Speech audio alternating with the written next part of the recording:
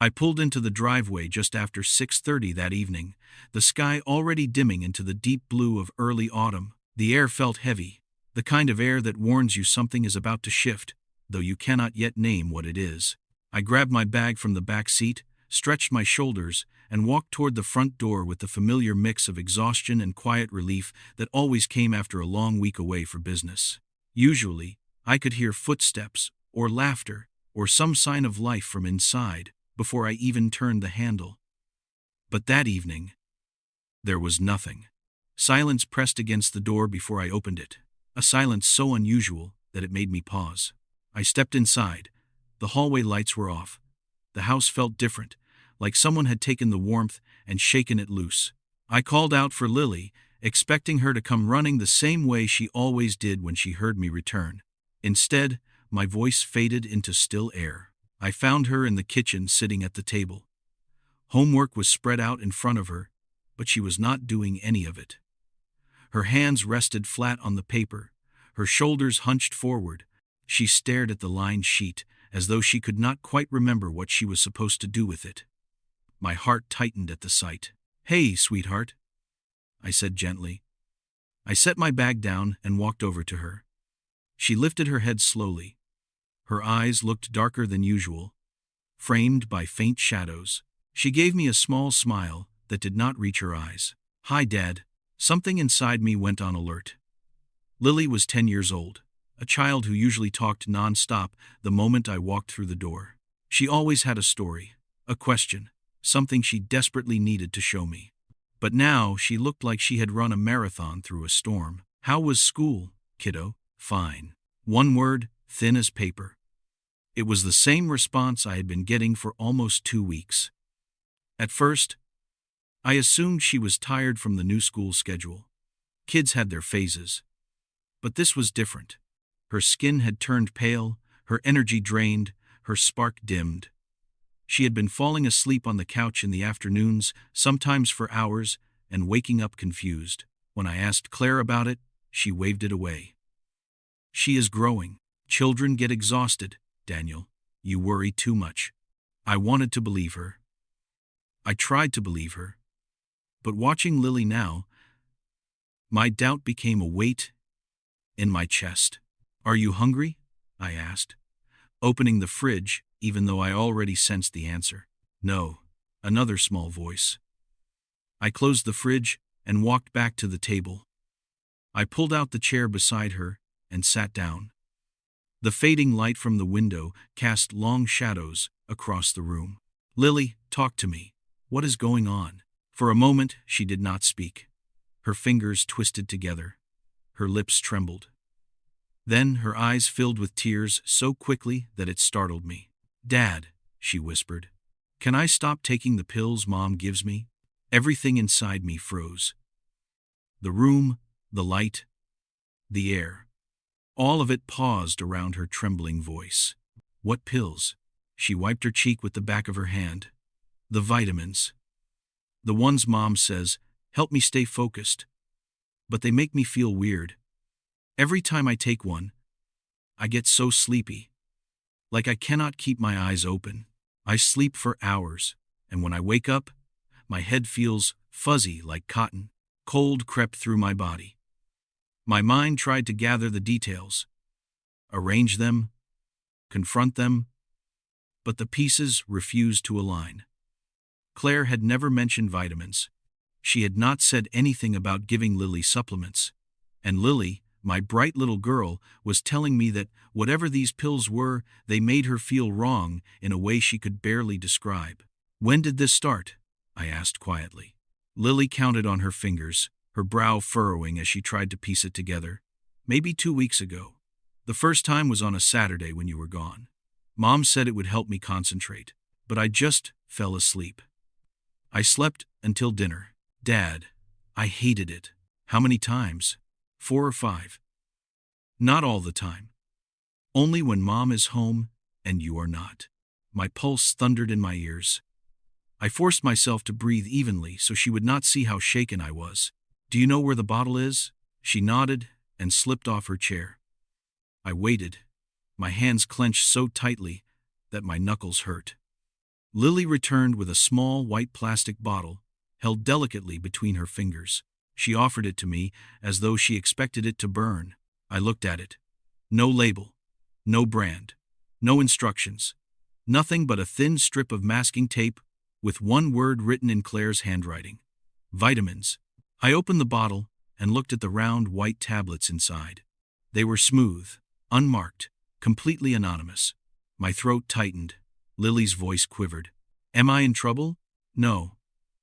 I reached out, pulled her into a gentle hug, and felt her small body press against me.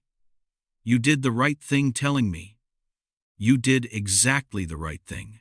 But as I held her, one thought rose like a cold blade inside my mind, slicing through all the denial I had held on to. What is Claire doing to our daughter? That night, I did not sleep. The bottle sat on the counter, illuminated by the faint glow of the kitchen light. Every time I closed my eyes, I saw Lily's tired face. Her trembling voice repeated in my mind again and again. Dad, can I stop taking the pills? By 3 a.m, I knew one thing with absolute certainty. Whatever those pills were, whatever Claire thought she was doing, I needed to protect Lily. And I needed answers. Tomorrow, I would get them. I woke before dawn, long before the alarm could pierce the quiet. The house felt colder than usual, as though the walls themselves sensed something was about to unravel. I walked to the kitchen, turned on the light, and stared at the white bottle sitting on the counter. It looked so small, so harmless. Yet everything in my body recoiled from it. I kept replaying Lily's voice in my mind, soft and frightened, asking if she could stop taking the pills her mother gave her. When the clock read 6, I went upstairs and opened Lily's door. She was curled in her blanket, her breathing light and uneven. I sat beside her and brushed a strand of hair from her forehead. Sweetheart, I whispered. We have to go see a doctor today. Her eyes fluttered open, slow and heavy. Dad, it is so early. I know. But we need to make sure you are okay. Fear flickered across her face. Am I sick? I smoothed her hair again. That is what we are going to find out. She got dressed slowly, almost dazed, and slipped her small hand into mine as we walked to the car. I buckled her in, started the engine, and drove through the dim morning light. I had chosen a private pediatric clinic, one known for its careful evaluations and thorough testing. I did not want delays. I did not want assumptions. I wanted truth. The waiting room was bright and quiet, filled with soft colors and children's drawings taped to the walls. Lily sat beside me, her feet dangling above the floor. She leaned against my arm as if trying to stay awake. After a few minutes, a nurse called us back. She led us down a hallway to a small exam room. Lily climbed onto the paper-covered bed while I explained everything I could without letting my voice shake. When I mentioned the unlabeled bottle, the nurse's expression tightened. She excused herself and said the doctor would be in immediately. Dr. Helena Morris entered with a clipboard in hand. She was in her mid-40s, composed and alert, with the kind of presence that made people instinctively trust her. She greeted Lily gently, asked her a few questions, then turned to me. Tell me exactly what happened.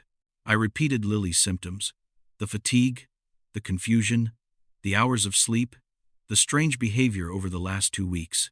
I placed the bottle on the counter. Dr. Morris put on gloves, picked it up, turned it in her hands, and frowned. This is not a standard vitamin container, she said quietly, and the fact that there is no manufacturer label or printed dosage is concerning. Did your wife say what these were? No. She never mentioned giving Lily anything. The doctor's eyes moved from the bottle to Lily, then back to me. I need to run a toxicology screen. We will check for antihistamines, sedatives, metabolic abnormalities, anything that could explain these symptoms. Lily looked down at her hands. Do I have to get a shot? Just a small blood sample, sweetheart, Dr. Morris said gently. It will be quick. The nurse returned and drew Lily's blood. She did not cry. She only turned her face away and gripped my fingers tightly. When it was over, they gave her a sticker and a cup of water. She sat quietly on the bed, her legs swinging. The next 45 minutes felt like an eternity. I paced the small room while Lily watched the fish swim lazily in the tank by the door. Every possible scenario ran through my mind, twisting into darker shapes the longer I waited. Finally, the door opened. Dr. Morris stepped inside, holding a printed report. Her expression had changed. Whatever the results were, I knew immediately that they were not benign. "Mr. Carter," she said slowly, "your daughter has a high concentration of diphenhydramine in her system." I blinked, uncomprehending. Difen. What? Diphenhydramine. It is an antihistamine used in many adult sleep medications. In adults, it causes drowsiness. In children, especially in repeated doses, it can cause extreme sedation, disorientation, memory disruption, and, in some cases, neurological impairment. Each word hit me like a blow. Neurological impairment, memory disruption, repeated doses. I struggled to form a single sentence. But she said they were vitamins. Dr. Morris's jaw tightened. "These are not vitamins. These levels are consistent with deliberate administration of an adult sedative. Not accidental. Not incidental. These pills were given knowingly." I felt the floor shift beneath me. My breath grew shallow, my pulse unsteady. I glanced at Lily sitting so small on that bed, her eyes tired and confused. My daughter had been drugged. Someone had done this to her on purpose. Someone had done this while I was not home. Dr. Morris continued, her voice calm but firm. "You must keep her away from whatever source gave her these pills. If she takes more, there could be long-term cognitive effects. I need to ask you something difficult. Who else has access to Lily when you are gone?" My throat closed. "Only Claire." The doctor watched me carefully. "Do you believe she would have given these intentionally?" I swallowed hard. "I do not know. I do not want to believe it. But Lily said she only takes them when Claire is home and I am not." Dr. Morris placed a hand on my arm. "Then, you must take this very seriously. Protect your daughter. Monitor her. And if anything changes, bring her back immediately." As she spoke, I saw Lily yawn, her eyes drooping once more. Even after 12 hours without a pill, the remnants still dragged her down. Something inside me broke then. A quiet cracking inside my chest. I thanked the doctor and gathered Lily into my arms. As we walked out of the clinic, the sun had risen fully, casting long beams of light across the pavement. But none of that warmth reached me. The truth had arrived, and it was far darker than anything I had prepared myself to face. Whatever was happening in my home, whatever secrets Claire was hiding, I now understood one thing with absolute clarity.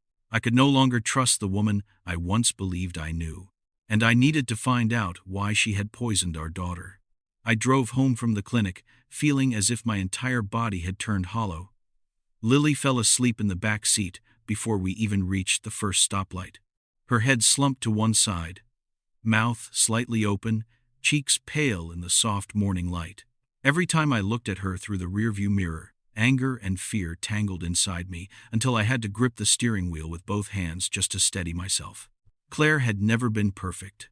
We had our arguments, our long silences, our unresolved things. But drugging our daughter, my mind refused to wrap around that possibility. It felt monstrous, unthinkable, and yet the bottle in my pocket said otherwise. I could not confront her, not yet. If she really had given Lily those sedatives, and if I said the wrong thing, she could lie, destroy evidence, or worse. I pulled into the driveway long enough to run inside, grab Lily's overnight bag, and get her favorite stuffed fox. She needed safety, and there was only one place she could get it immediately. I drove straight to Marlene's house, Claire's mother. She lived in a quiet neighborhood, surrounded by tall evergreens. She opened the door, wearing a soft wool cardigan and a warm smile. "Daniel, what a surprise. And my little Lily. What brings you two here so early?" I forced a steady voice. "I am doing some work at home that might get dusty. Could Lily stay with you for a couple of days?" "Of course, dear. Come in, Lily." I just baked bread. You can help me slice it. Lily gave me a sleepy nod and followed her grandmother inside. Before she disappeared, she turned back to me. Dad, will you come back soon? Yes, sweetheart, very soon. She hugged me tightly, then went inside. I stood on the porch for a long moment, letting the silence settle. Then I returned to the car and let the fear transform into resolve. If Claire was hiding something, I would uncover it. I drove to an electronics store and walked straight to the security aisle. A young employee greeted me with a forced, cheerful grin. Can I help you find anything today, sir? I need a discreet home camera, something small, easy to hide. He led me to a shelf displaying several models. I pointed to one shaped like a regular phone charger. Tiny lens, clear audio, remote access. Perfect. I will take it, I said. 20 minutes later, I was back home.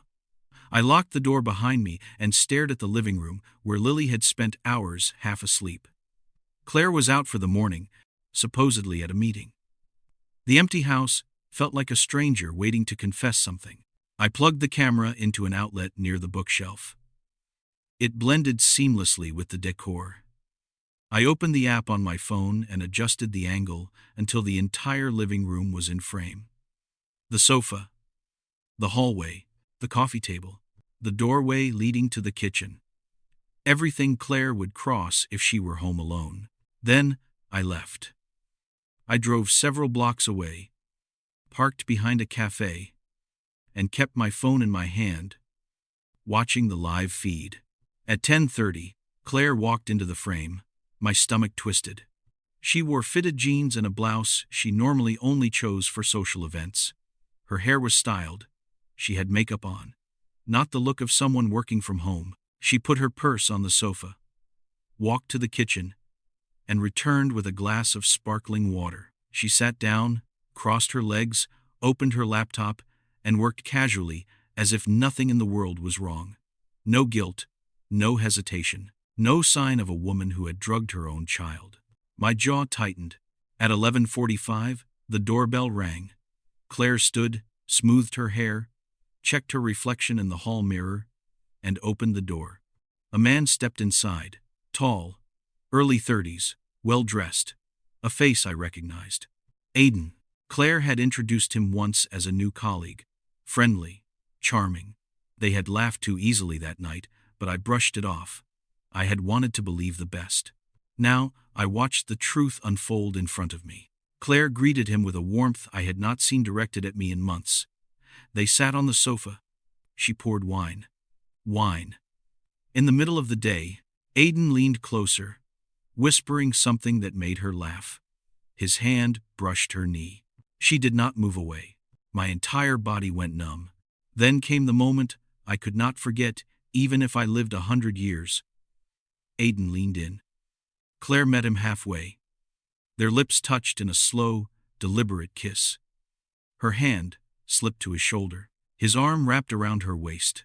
The familiarity of it was unmistakable. 12 years of marriage, unraveled in 15 seconds on a phone screen. But the betrayal did not stop there. Claire stood up to get more wine. While she was gone, Aiden casually opened the drawer beneath the coffee table. He rummaged inside, pulled out an envelope. My envelope. One I had never seen before. He opened it, counted the cash inside, and slipped a portion into his jacket pocket before closing the drawer as if nothing happened. My breath caught. This was not simply an affair. Something deeper. Something darker.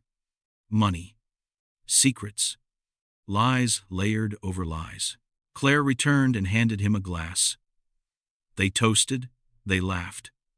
They sank deeper into the sofa, unaware that their private world was collapsing in the palm of my hand. I closed the app. My pulse hammered against my ribs. The woman I loved, the mother of my child, the person I trusted most, what had she become? And how long had this double life been unfolding right under my roof? One thing was certain. This was only the beginning. The truth was much bigger than an affair. Much bigger than a bottle of pills. And whatever the real story was, I was going to uncover every single piece of it. I spent the rest of that afternoon sitting in my car, staring at the steering wheel, unable to move. Every piece of me wanted to storm back into the house, grab Claire by the shoulders, and demand to know what she had done. How long it had been going on, why she had drugged our daughter, why she had let another man into our home and into our lives. But the image of Lily, small and weak in that clinic chair, stopped me. If Claire was capable of this much deception already, she was capable of twisting the story in any direction she pleased. I needed facts, records, evidence no one could deny. Once my breathing steadied, I drove home. The house was empty again. Claire had gone out with Aiden, or maybe she was pretending to be in some meeting that no longer existed. I sat at the desk in our study, turned on the lamp, and opened the filing cabinet. At first, everything looked normal. Bank statements stacked neatly. Insurance documents, old tax forms. But when I pulled out the most recent statements, a pattern emerged so quickly it made my stomach lurch.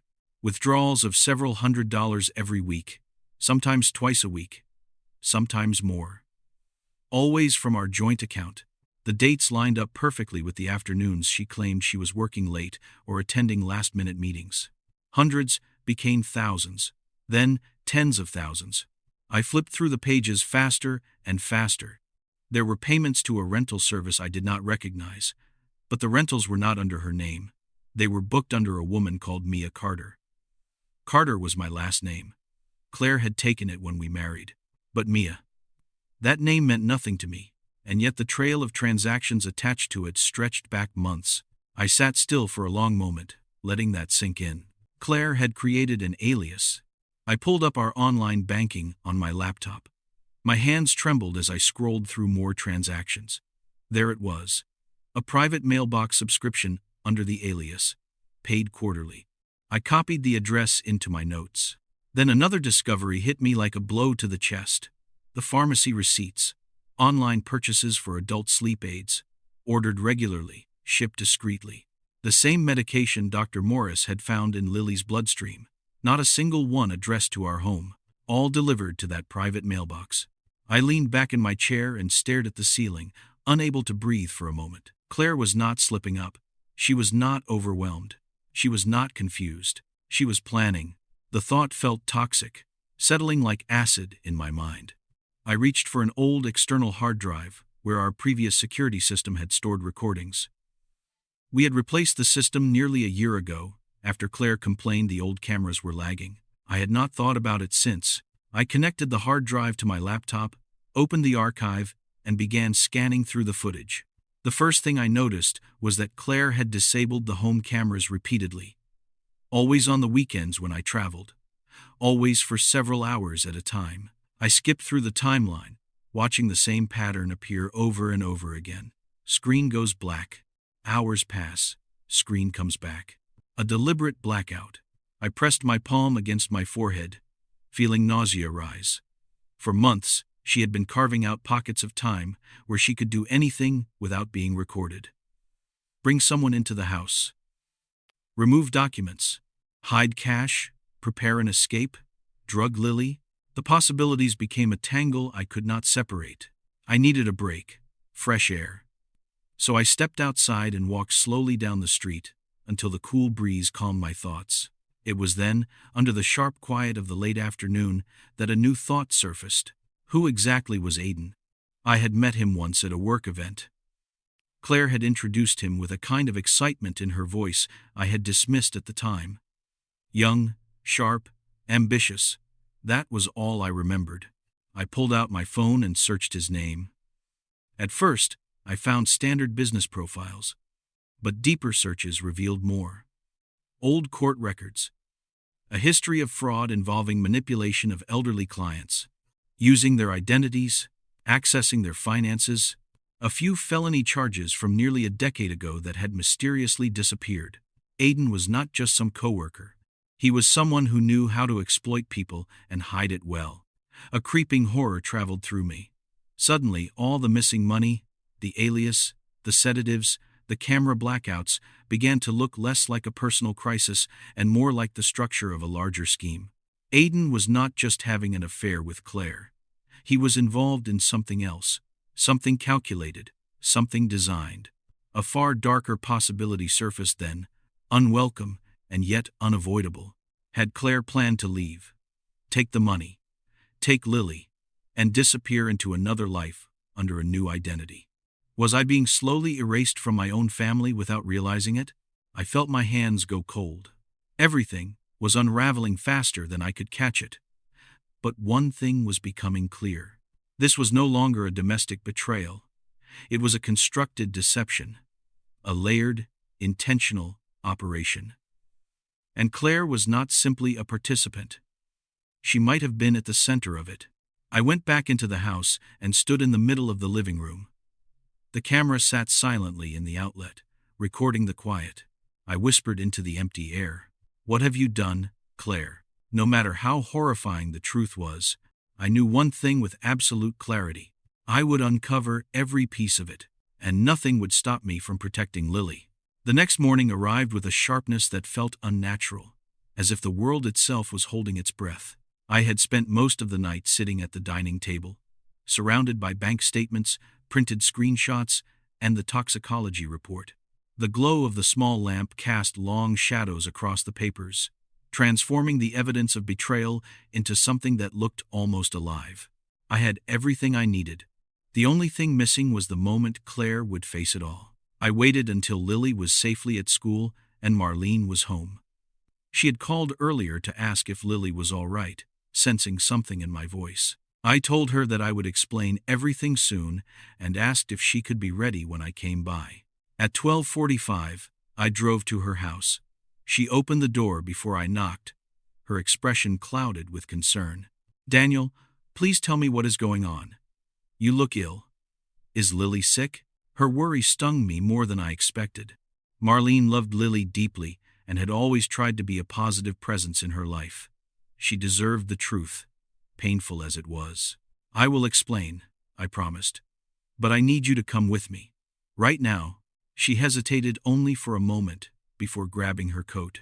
As we drove, she kept glancing at me, as though trying to read my silence.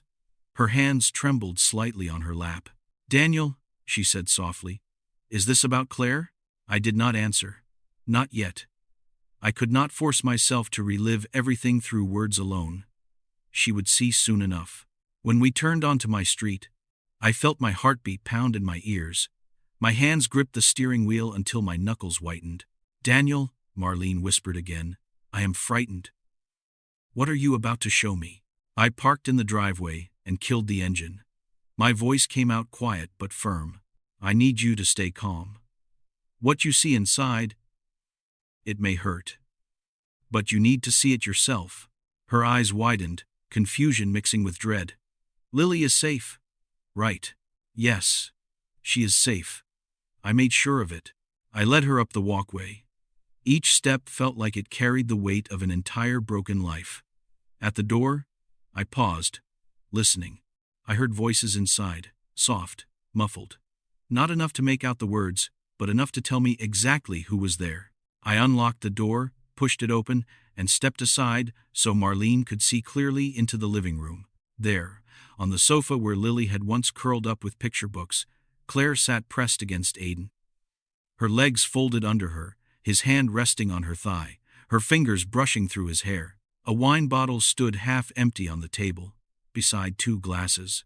Claire turned first. When her eyes met mine, the color drained from her face. She scrambled to her feet so quickly she nearly tripped over the rug. "Daniel." Her voice cracked. "This is not what it looks like." Aiden rose as well, startled, but his fear looked more calculating than ashamed. Marlene gasped beside me, one hand flying to her mouth. Her face paled as though the oxygen had been sucked from her lungs. "Claire." The sound of her mother's voice made Claire's entire body flinch. For a moment, silence filled the room with a strange, shaking pressure. Aiden stepped forward, stammering. "Mr. Carter, look, I can explain. This is—" "Get out of my house," I said quietly. He froze. "Daniel." I took a step forward. My voice did not rise. It did not need to. "Leave?" Something in my tone made him move. He grabbed his jacket and hurried toward the door. As he passed Marlene, she recoiled as if his mere presence disgusted her. The door slammed behind him. The silence that followed was unbearable. Claire stood near the sofa, her hands trembling, her eyes darting between me and her mother. "Mom, please, listen to me." Marlene shook her head slowly, tears welling. "Claire, how could you do this? In your own home? In Lily's home?" Claire reached toward her. But Marlene stepped back, as if the gesture burned. I turned to Claire, my voice low and steady, the kind of calm that comes only after something inside you breaks in half. "How long have you been seeing him?" Claire wiped at her face. "Daniel, it is not what you think. I was lonely. You were gone all the time. We drifted. I made mistakes. But it is not like that anymore. I can fix this. We can fix this." I stared at her. Fix this. As though infidelity were the only issue. "You drugged Lily." The words seemed to punch the air from her chest. She staggered back, eyes wide. "What, Daniel?" I stepped to the table, grabbed the white bottle, and held it up. "Recognize this." Her lips parted. Her breath shook. "Daniel, I only gave her a little to help her sleep. She was restless. She was anxious. I did not mean. You gave our daughter adult sedatives. Without telling me, without a prescription, without a doctor. And you kept giving them even when she told you they made her feel wrong." Claire covered her face with her hands. I was trying to keep her calm. Lily was getting difficult. She was interfering. I needed space. I just needed time to think. Marlene sat heavily on the armchair, tears spilling down her cheeks. "Claire, you endangered your own child. You let a man into this home. A man who stole from you. A man who used you. What have you done? Who are you?" Claire lowered her hands, mascara smeared across her cheeks. "Daniel, please, I can stop seeing him. I can fix this. I will do anything. Just do not take Lily from me." I felt something cold settle inside me. "It is too late, Claire. I have seen the truth. And so has your mother." She looked at Marlene. "Mom, please." Marlene's voice trembled, but her eyes were steady and full of pain. "I will testify for Daniel. Lily deserves safety. Not chaos, not lies." Claire collapsed onto the sofa, sobbing into her hands. I turned toward the door and looked back only once. "You made your choice, Claire. Now you live with it." And I walked away, leaving behind the house we once built together and the woman I no longer recognized. The week that followed felt like a blur made of paperwork. Long phone calls, sleepless nights, and a constant weight pressing against my chest. I had always imagined courtrooms as distant places, reserved for strangers on the evening news, or people whose lives had unraveled in ways mine never would. But now here I was, waking up each morning with a folder full of evidence beside my bed and a gnawing fear that I was still not doing enough to protect Lily. My lawyer, Eleanor Shaw, was a woman with sharp eyes and a sharper mind. She listened to everything in silence, her pen tapping lightly against the desk as I detailed the past 2 weeks. When I finished, she flipped through the documents I had brought. The toxicology report, the pharmacy receipts, screenshots of financial transactions, the list of missing funds, and still images pulled from the surveillance recordings. When she finally spoke, her tone held no hesitation. "Daniel, this is one of the strongest custody cases I have seen in years. What your wife did is not only negligent, it is criminal.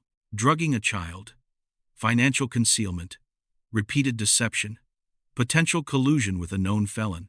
The court will not take this lightly." Her words should have brought relief, but instead they carved a hollow place inside me. It was one thing to suspect the worst. It was another to hear a professional confirm it without a trace of uncertainty. We spent 3 hours preparing the case. Eleanor explained each step clearly. The emergency custody petition, the evidence submission, restraining orders, witness testimonies. I listened, but part of me drifted to memories of our home when things were still normal. Lily's laughter echoing down the hallway, Claire humming in the kitchen. Family dinners that felt whole. Where had everything gone so wrong? The hearing was scheduled for the following Monday. Until then, Eleanor instructed me not to confront Claire again. Avoid conflict. Avoid communication. Every exchange could be used against me. She emphasized that unpredictability was dangerous, and my priority was Lily's safety. The morning of the hearing was gray, cold, and heavy. I wore a suit that felt unusually stiff, as though it belonged to someone else. Marlene met us outside the courthouse. Her face pale, she carried a single folder in her hand, her lips pressed tightly together. "You ready?" she whispered. "No," I said honestly. "But I am here." Inside the courtroom, the fluorescent lights hummed faintly. The judge, a man in his 60s, with a stern gaze and a slow, deliberate way of speaking, took his seat. Eleanor and I sat on the left. Across from us sat Claire and her attorney, a distracted-looking man who seemed to be scanning documents for the first time. When Claire entered, I hardly recognized her. Her hair hung loose, her clothes wrinkled, her face drawn. She avoided my eyes, keeping her head bowed, as though the room itself were brighter than she could bear. The judge began with formalities: names, dates, petition details. Then he looked directly at me. "Mr. Carter, your attorney has submitted extensive documentation. Do you affirm that these materials accurately reflect your claims?" I stood. "Yes, Your Honor." Eleanor presented the evidence in careful order. The toxicology report came first. The judge read it line by line, his brow tightening as he reached the conclusion. "Sedatives administered in repeated doses," he murmured. His gaze shifted to Claire. "Mrs. Carter, were you aware your daughter had this substance in her system?" Claire shook her head quickly. No, I never meant." "We will come to your statements shortly," the judge said. Next came the pharmacy receipts, the hidden mailbox, and the private purchases. Then, the financial records. When the images captured from the camera were shown, Claire's attorney shifted uncomfortably. Claire covered her face with her hands. Marlene took the stand next. She spoke slowly, her voice trembling. "I love my daughter," she said. "But I cannot ignore what she has done. Lily is my grandchild. She deserves a safe home. Claire has lost her way. She is not thinking clearly. She put Lily in danger. I will not lie to protect her from the consequences." Claire sobbed openly at that point, her shoulders shaking. When it was her turn to speak, she barely managed a few sentences. She claimed confusion, stress, manipulation by Aiden, fear that Daniel would leave her. Her voice cracked again and again, but none of it answered the question at the center of the case. "Why did you drug your daughter?" When the judge asked her directly, she only whispered, "I do not know. I was overwhelmed. I made mistakes. I was not thinking." The judge leaned back, expression unreadable. Then he delivered the verdict. In consideration of the evidence, the court grants full legal and physical custody of the minor child, Lily Carter, to her father, Daniel Carter. Mrs. Carter will receive supervised visitation once per month. She is ordered to reimburse misappropriated marital funds in the amount documented. Further investigation into potential criminal behavior remains under review. The gavel struck. It was done. But there was no victory in the sound. Only a strange, heavy quiet. Claire collapsed into her chair, openly weeping. Her attorney placed a hand on her shoulder, but she pushed it away, burying her face in her hands. Marlene reached for my arm. "Thank you," she whispered, "for protecting Lily, for seeing what I could not." I nodded, but my throat tightened too much for words. As we walked out of the courtroom, I felt no triumph, no satisfaction, just a deep, exhausted ache. This was not the end of a battle. It was the beginning of rebuilding a life shattered by the person I had once trusted most. The day after the hearing, the house felt like a museum of ghosts. Every room seemed to echo with memories that no longer belonged to the life Lily and I were stepping into. I walked through the living room one last time, watching the morning light spill across the couch, where I had once spent evenings reading with my daughter. Now all I could see was the place where I discovered the truth about Claire, where everything had come undone. I knew staying there would only anchor us to a past we needed to leave behind. So I packed. Slowly at first, then with increasing urgency. Photo frames, Lily's drawings, books, documents, her favorite blanket, the stuffed fox she refused to sleep without. The more I packed, the lighter the house felt, as though it too was ready to let us go. By the end of the week, the moving truck arrived. The driver asked where everything should go, and the simple question nearly made my voice crack. A new home? 2 hours later, Lily and I stood in a spacious 2-bedroom apartment overlooking a quiet courtyard. Sunlight poured through the tall windows, illuminating the empty walls and hardwood floors. It felt open, airy, safe in a way the old house had not felt in a long time. Lily held the stuffed fox in her arms and looked around with wide eyes. "Is this really ours, Dad?" I knelt beside her. "Yes, sweetheart. This is our new beginning." She leaned into me, her cheek warm against my shoulder. For the first time in weeks, she whispered something that felt like sunlight breaking through storm clouds. "I like it here." We spent the rest of the day arranging furniture, unpacking boxes, playing her favorite music to fill the silence. I let her choose the color for her bedroom walls. She picked a soft sky blue, the color she said reminded her of calm days. We hung fairy lights around the window frame. I set up a large desk for her art projects, with drawers just for paints and markers. While she decorated her shelves with figurines and books, I stood in the doorway, watching her, really watching her. The spark in her eyes was returning. Her shoulders looked lighter, her breathing deeper. She was healing. That alone made every step worth it. Marlene visited 2 days later, with groceries and a home-cooked meal. She wrapped Lily in a long embrace and kissed her forehead, tears threatening to spill but not quite falling. She stayed for dinner, telling Lily stories from when Claire was a child, choosing only the gentle ones. When Lily went to bed, Marlene sat with me at the kitchen table, her hands wrapped around a mug of tea. "I cannot believe what my daughter became," she whispered. "I do not know how I missed it." "You loved her," I said quietly. "Love makes us blind sometimes." She nodded, and the silence that settled between us was not heavy, just honest. She promised she would help us however she could. I believed her. Despite the pain, she had chosen truth. The following weeks became a slow rhythm of restoration. Lily went back to school. She made 2 new friends, Sophia and Kim. Girls who shared her love for drawing and silly jokes. She joined an after-school art club and began creating watercolor paintings of city skylines, forests, and warm, glowing houses. She hung them on her wall, and each one seemed to reclaim a little more of the brightness she had lost. Sometimes I found her humming while she did homework, something I had not heard in months. I made adjustments too. I turned down extra business trips. I worked from home more often.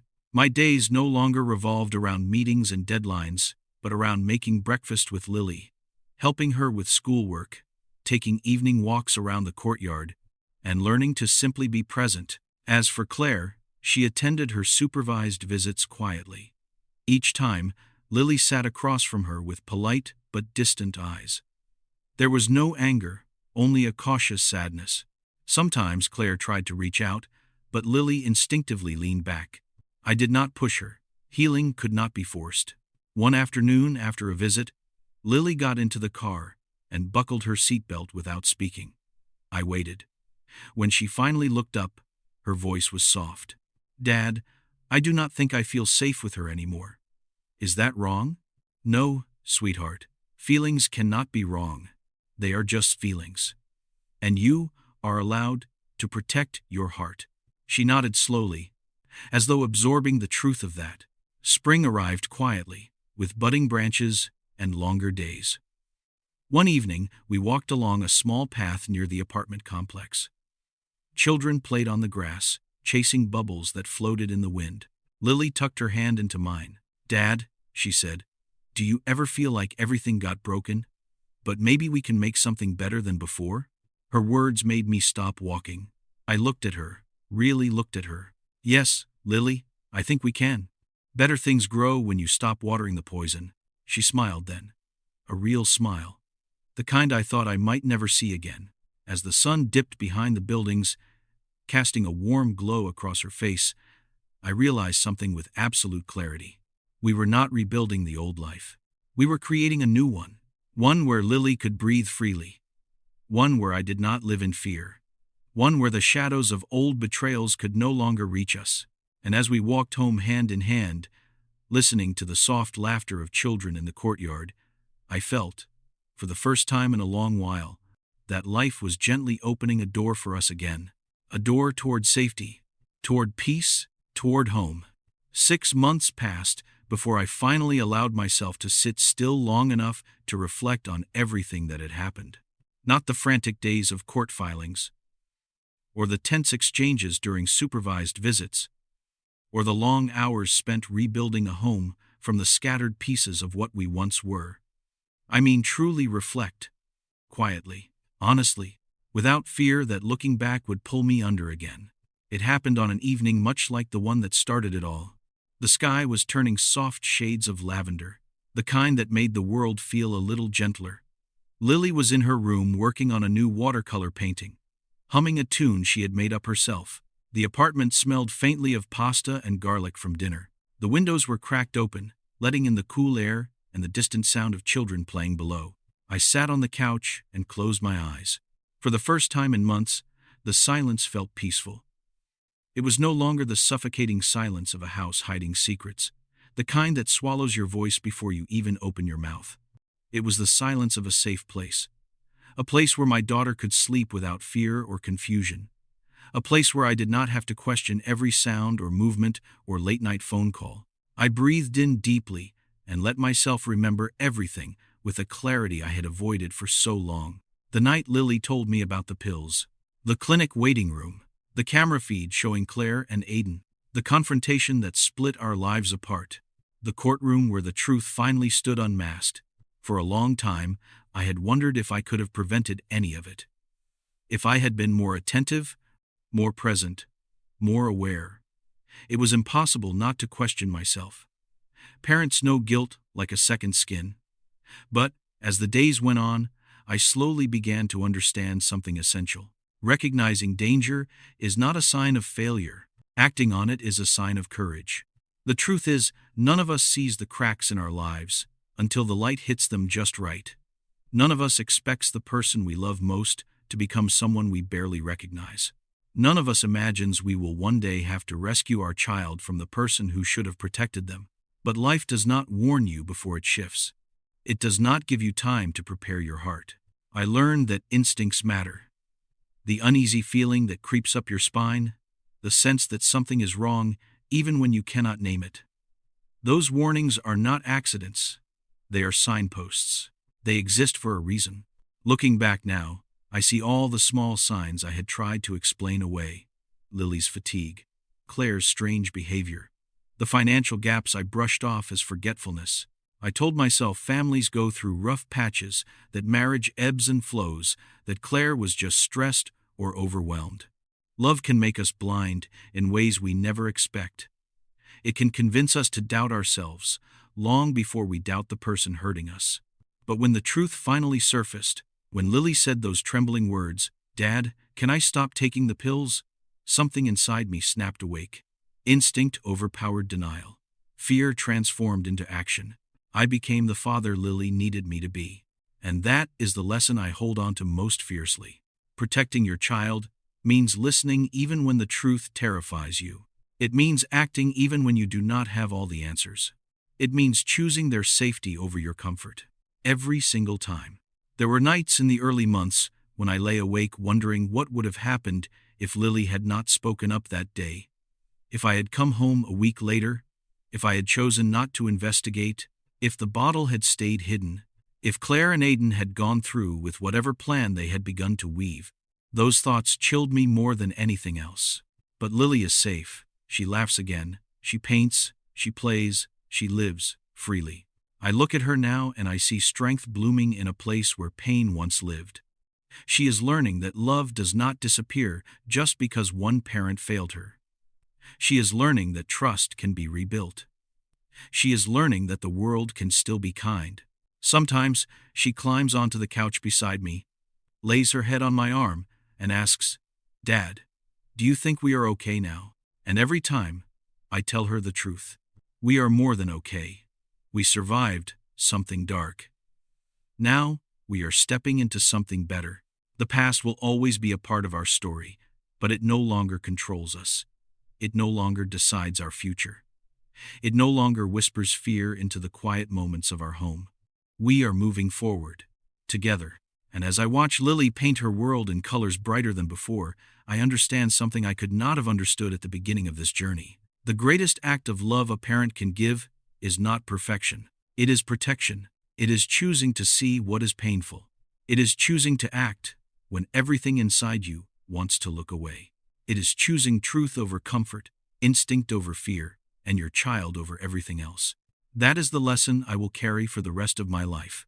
And if someone out there hears our story and finds the courage to trust their instincts, to protect their child before it is too late, then all of this, all the hurt, all the loss, all the rebuilding will mean something far greater than pain. It will mean hope. It will mean survival. It will mean that light can return even after the darkest parts of our lives have been exposed. And in that truth, Lily and I have found our way home.